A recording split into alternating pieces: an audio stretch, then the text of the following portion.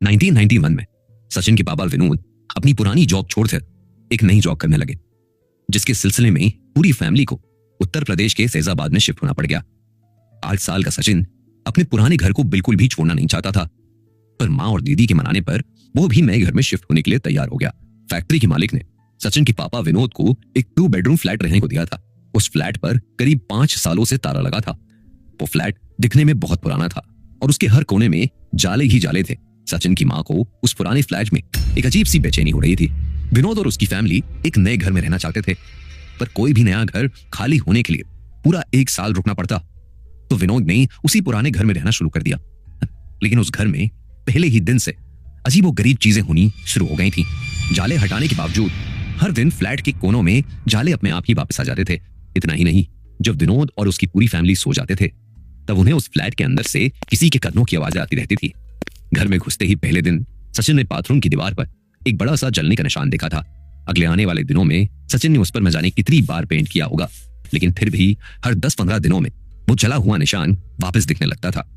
सचिन इन सारी हरकतों को कनेक्ट करने लगा और ये मानने लगा कि उस घर में कोई भूत है।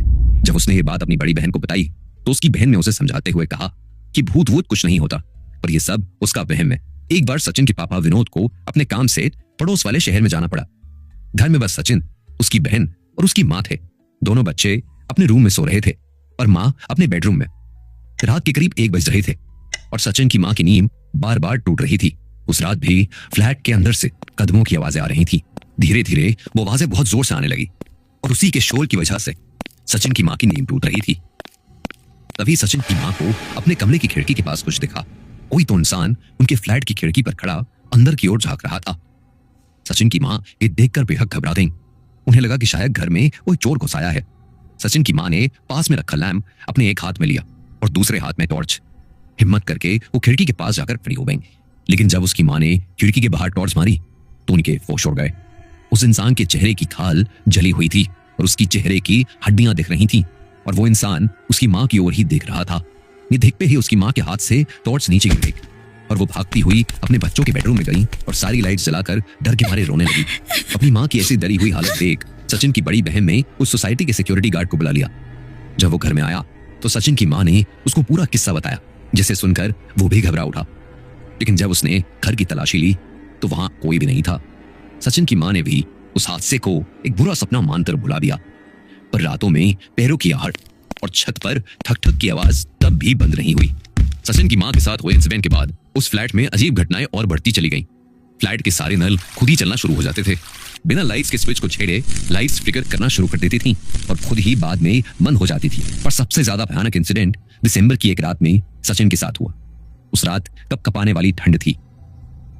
सचिन और उसकी बहन एक मच्छरदानी के अंदर अपने बिस्तर पर सो रहे थे। अचानक से उनके बाथरूम का एक बल्ब जल पड़ा और सचिन की नींद खुल गई। सचिन को अपने बिस्तर पर कुछ इधर से उधर हिलते हुए महसूस हुआ, जैसे उसके शरीर के नीचे कोई जंगली सांप रेंग रहा हो और मुंह से अजीब अजीब आवाजें निकाल रहा हो।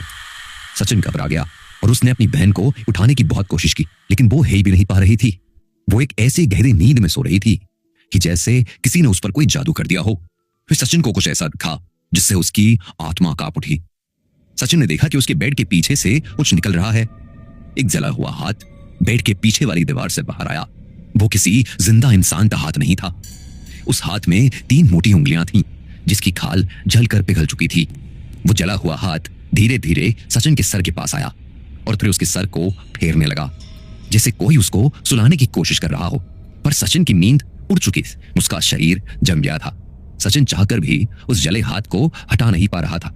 कुछ मिनटों बाद वो हाथ अपने आप वापस चला गया और सचिन कंबल मुंह पर डालकर शौक में लेटा रहा। उसकी पैंट गीली हो गई थी क्योंकि उसने घबराहट के मारे बेड में ही यूरिन कर दी। पूरी रात सचिन को बेड के नीचे कोई रेंगता हुआ फील होता रहा, लेकिन वो डर के मारे कुछ नहीं कर पाया। अगली सुबह सचिन ने यह इंसिडेंट सबको बताया। सचिन की माँ को अब समझ आ गया था कि वो फ्लैट वाकई भूतिया है।